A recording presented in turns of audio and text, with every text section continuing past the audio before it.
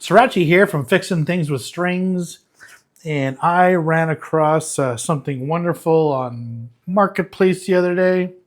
We all go browsing, skip,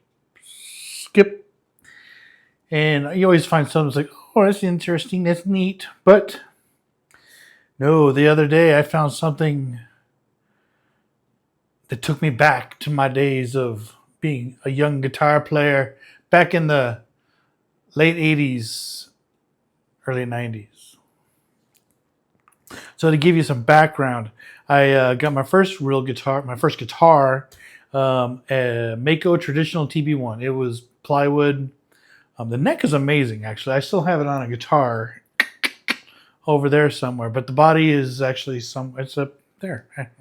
Anyway, it was my learning guitar, and I was going to learn and figure it out. And if I were to progress and show an interest, I would get to upgrade to a better, nicer guitar. And so that happened. We went to Milano's Music in downtown Mesa, Arizona. I got a Charvette Model 200, which is this. Which I was like, oh my God, reverse headstock. Amazing. It didn't have a Floyd or anything like that, but I didn't know what I was doing either. It doesn't matter. And it was just like, oh my God, it's blue. It was so pretty. I loved it so much. And I went to a friend's house and I left it there and then went home or whatever. Came back, guitar's gone. Stolen. Pretty sure it was his brother. My little crackhead. Little son of a... But anyway, I digress. Guitar's gone. Devastated. Like, geez, which is okay because I moved on. I got an Ibanez RG565, which became my favorite guitar of all time. Well, back then anyway. Loved it so much. Still have it in pieces over there. And anyway, so I was going through Marketplace the other day, and I see a Charvette Model 200. Is it a blue one? No, it's not. But it's something kind of cool still nonetheless. It is a, what is this? Still got the reverse headstock, so it's a red. This is actually painted. There's no decals going on here or wraps. This is actually painted on there. So someone took this after the fact and painted a cute little Marvin the Martian flipping the bird, baby. That's right. Flipping the bird. But I don't know, it's in tune. That's kind of. Anyway, but it's in pieces. I mean, like, not in pieces. Inside, I haven't even opened the control cavity. But 5 selector switch is not there. There is no input jack there.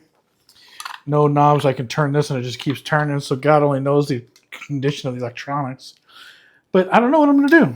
And it's all jacked up down there. I don't know if you can see that or not. Looks like, yeah, right there.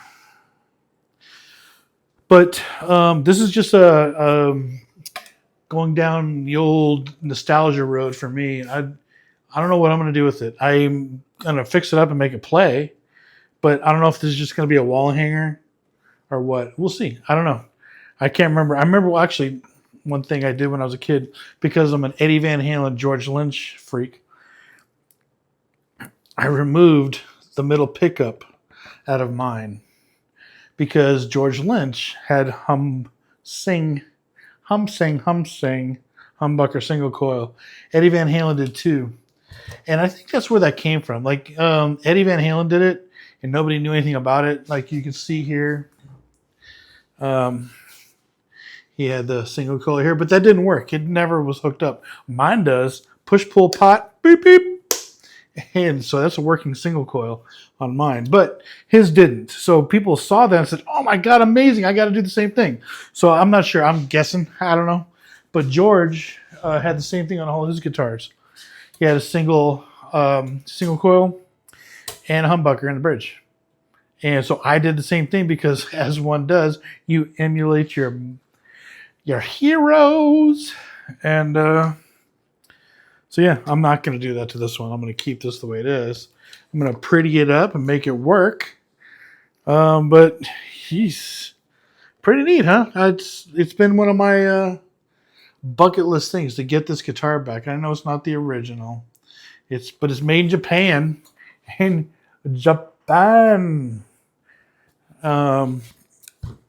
This is the Charvel's Squire, I guess, back in the day. Funny enough, okay, and here's another funny story. So I found some marketplace, and it was in Mesa, Arizona.